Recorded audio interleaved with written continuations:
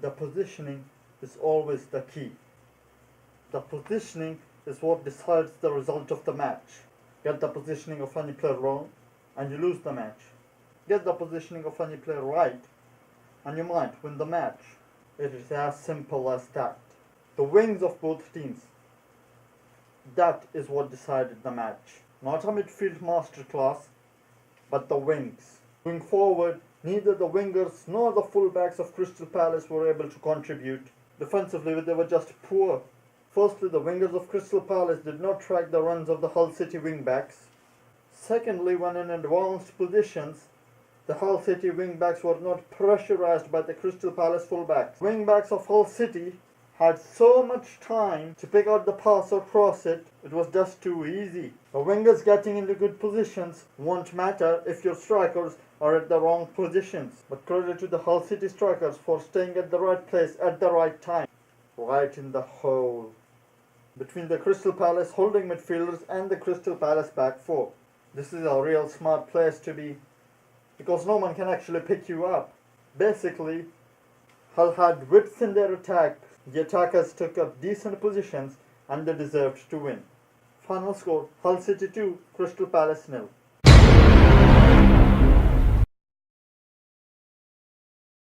Two newly promoted teams, one being well established, the other struggling to score. The way both teams approached this match represented their forms in the Premier League this season. Leicester City, confident, keeping possession, moving it around. Burnley wanted to be fast and pacey in moving the ball around. They did not want to take possession for granted.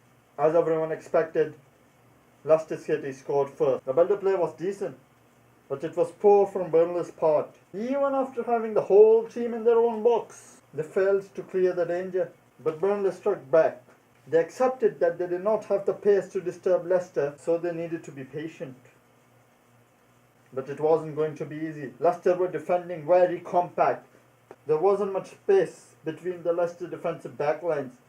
Very little gap between the two defensive layers. And Burnley did not use the wings. And since they were just trying to attack from the front, every time they went on attack, they would just run into this defensive layers of Leicester. However, fair play to them, for this is exactly where the goal came from. Lofted ball into the box after some failed clearances and winning some headers. Burnley were able to put the ball into the back of the net. But as Leicester had done so many times this season, straight from kickoff, they went and scored on the other end. It is as if Leicester know that if the opposition score, Leicester themselves will also score. A more even phase followed, with lots of tackles and chances and dribbles and nervousness, until the 5th minute of the injury time when Burnley won a free kick right at the edge of the box. It was hit with such perfection that even the keeper could do nothing about it. And perhaps now Burnley might kickstart their campaign and get some decent results. Final score, Leicester City 2, Burnley 2.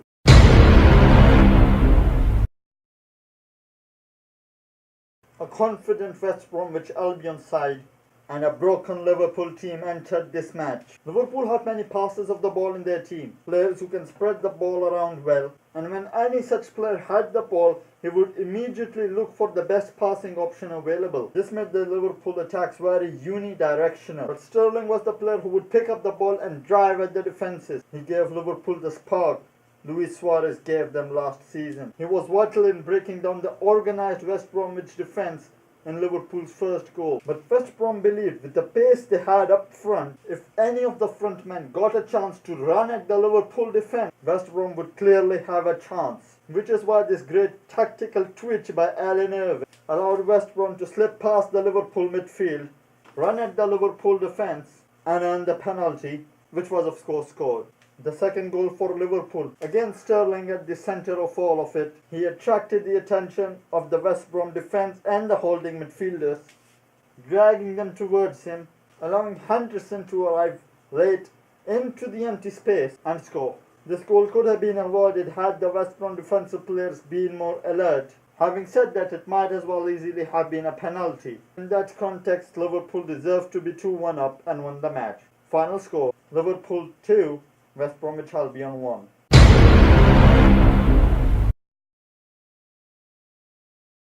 Let's just say it alright. When two powerful teams meet, the first thing anyone can expect are crosses in the box. And yes, this is exactly what this match gave us. But at first, Stoke tried to play between the Sunderland defensive lines, but it did not come to much good, as Sunderland were quite strong defensively. Sunderland were more attack-minded going into the match, and they were playing two strikers up front. They had not won a match this season yet, and they sensed this was their chance. Comparatively, Stoke had more pace on the counter-attack. Comparatively, Stoke had more height in their attack. But even after all these advantages, Sunderland were much more of a threat going forward with their two strikers. 3 Sunderland goals were probably a result of having finishers, and the only goal for Stoke was a pacey counter-attack. But overall, it was a well-rounded, entertaining match, and Sunderland thoroughly deserved the win.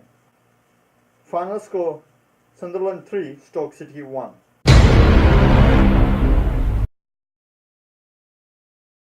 Swansea City versus Newcastle. A genuine goal poacher is saving your job at one end of the pitch, Pardew. Why can't you simply sort your defence out? Why can't your team keep the ball? Better still, if they don't know how to keep a ball, at least tell them to clear the danger. Instead of gifting the ball to the opposition in a dangerous area, Swansea keep the ball well. Possession is the strong point, and they are proud of it. And a team struggling as much as Newcastle, you would have to be an idiot to compete with Swansea in the midfield.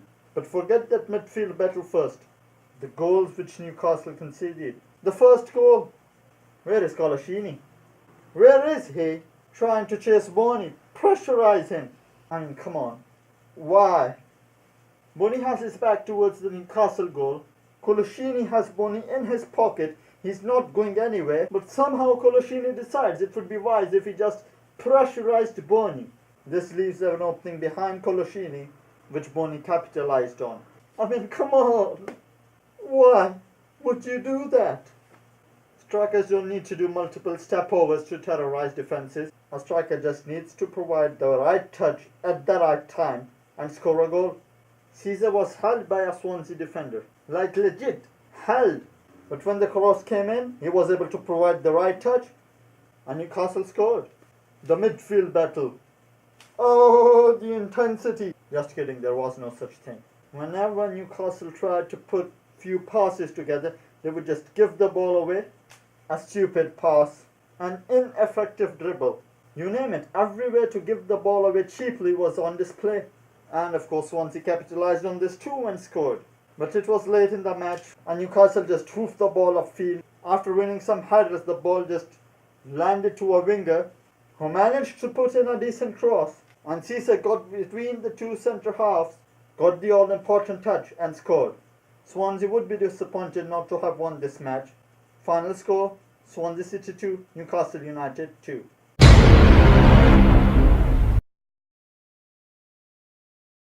You don't want to concede a goal. Nah. Definitely not when this guy is going to be waiting for you in the dressing room. Aston Villa as a team did everything they could to keep out a fantastic attacking Manchester City side out. They kept a 4-5-1 defensive formation when trying to defend, but it was really hard to maintain it. I mean really hard. Manchester City used every inch of the pitch to spread their attacks. They mostly spread their attacks down the right wing with Milner and Zabaleta. Silva mostly played in the free-flowing role behind the two strikers. He had a fantastic match. He was constantly looking over his shoulders, aware of the positioning of the players behind him.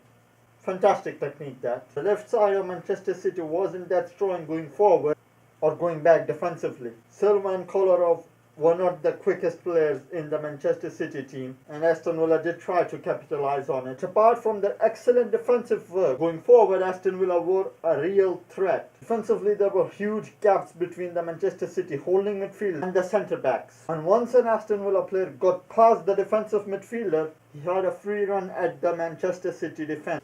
Add the fact that Aston Villa were able to get supporting players to support the player on the ball in attacking positions, keeping the Manchester City defence on their toes. But as the game progressed, the Villa players grew tired.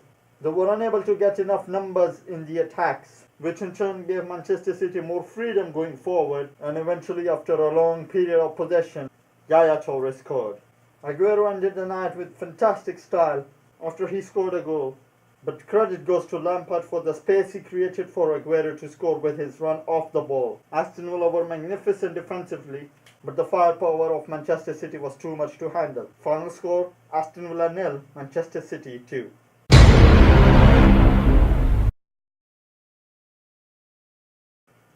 Nope. Still not good enough. The scoreline, yeah, Manchester United fans can be proud of it. But to understand this match, we need to highlight everything wrong Everton did. Firstly, Everton's strength is the midfield, and this is where they terribly messed up. Going forward, they were not as direct as they should have been, and on many occasions it can be said they had a pass too many. Everyone knows that United are weak defensively. Correction. Everyone knows except Everton. Defensively, the midfielders of Everton sat very deep in their own half. I mean very deep. There was a lot of space for Manchester United to capitalize on. Correction. There was a lot of space for Daley Blind to capitalize on. I mean, the amount of space and time he had to pick out a pass of his choice was very unlike Everton. The United capitalized on these mistakes, and Daley Blind initiated the move, which resulted in the first goal for Manchester United. Second half came and Everton did make a few changes. Lukaku stayed at the heart of the United defence. Naismith pushed up the pitch to mark Blind, yet one tactic remained the same. The way Everton changed the position of the set piece. They have done it so often this season. They would take the ball and move it into a more favourable crossing area, and this is exactly what they did even in this match. Baines played a little 1-2 with Gareth Barry, crossed it in towards the far post, and Naismith scored. However, in this match, Manchester United were more solid defensively, and the Manchester United players could go forward with more freedom. Di Maria was full of confidence after scoring his first goal. He went for the second goal, but he missed his shot terribly. It landed perfectly for Falcao, who did what all goal poachers do. He scored. But there is one person from whom we can take nothing away. David De Gea. I mean, he was straight up a beast. I mean, he saved Baines' penalty, made decent saves all throughout the match. Especially the saves at the end of the match were vital in securing the 3 points for Manchester United. That is as good as a goalkeeper gets. If United deserved to win, it was down to De Gea's performance. Well played. Final score, Manchester United 2, Everton 1.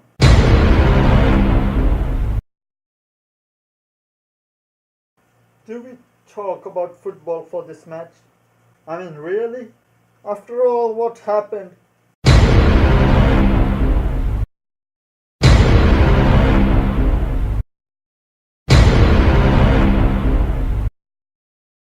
You remember how we slayed the way Arsenal attacked with their useless passing? I think Arsene Wenger saw our video and he thought, what if I abandoned my passing style and gave my team absolutely no tactic on how to attack? Chelsea were always going to be solid defensively and they had numbers at the back, but here is what differed between the defensive of both the teams. Chelsea had a fantastic holding midfielder who would just close any gaps for Arsenal passes. Chelsea wingers were immense going back and helping the team defensively. The Chelsea player playing in the number 10 role was defending like a centre-back. Chelsea allowed Arsenal to keep the ball because they had the confidence in their own defensive abilities and confidence in the lack of the attacking abilities of Arsenal. Now when Chelsea went on the attack, Arsenal simply could not defend. Where is the holding player? Where is the organised defensive shape? Nowhere to be found. It's simple to analyse this match. Chelsea outplayed Arsenal, Chelsea outstrengthened Arsenal, Chelsea outclassed Arsenal. Simply put, Chelsea destroyed Arsenal. Who can stop Chelsea? The team who could have come closest only managed a draw against them. If Chelsea lose this season, it will be an upset because they are by far the best functioning team in Europe at this moment. Final score, Chelsea 2, Arsenal 0.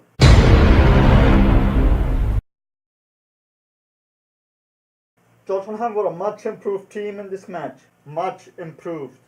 Pochettino is getting his team to play the way he wants him to play.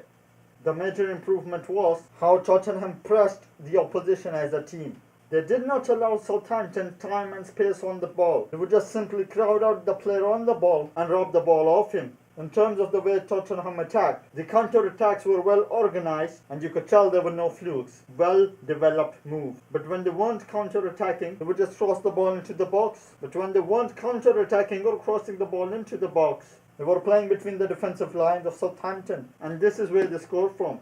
The fullbacks of Tottenham, like always, pushed up the pitch, but it wasn't all sunshine and rainbows. The pressing of Tottenham came at a cost. When Southampton somehow managed to get past the pressing players, they would capitalise on the empty space left behind, which caused Tottenham many problems defensively. Southampton were also counter-attacking, and they capitalised on the high positioning of the Tottenham fullbacks. Tottenham did manage to keep Southampton off of the danger zone on many occasions. When Southampton got into those positions, they always had a chance. The back four of Tottenham needs protection. If the midfield is not provided, Hugo Lloris will. After missing many good opportunities themselves, Southampton can't complain on the result. And the score, Tottenham 1, Southampton 0.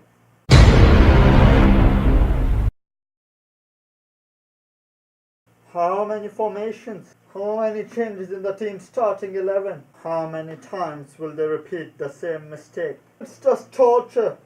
If a problem exists, and I can see it, why can't Harry Redknapp? In this match against a highly fluid West Ham side, QPR opted to play 5 players in midfield, just to crowd the midfield out, and apparently stop West Ham from functioning. But guess what? It won't matter how many players you put in the midfield if all they're going to do is just stand there. West Ham was simply just able to walk past the QPR midfield. But when accidentally QPR midfield did win the ball, would actually try to pass it amongst each other. It's just painful to watch. Then again, if further accidents were to happen and QPR were able to keep possession in their midfield and have a chance to look up to their lone striker Charlie Austin, he would be so far up the pitch, the gap would be so huge between him and the midfield, it would become impossible to reach him. He was just isolated. The fullbacks, QPR actually tried pushing their fullbacks up the pitch. I mean, how? You need to settle the game and keep the ball for good periods of possession before giving the green signal to your fullbacks to go up the pitch. Just ridiculous. Yeah, apologies I haven't talked about West Ham much. West Ham played good. Hashtag no joke. And of course West Ham deserved to win. Final score, West Ham United 2, QPR 0.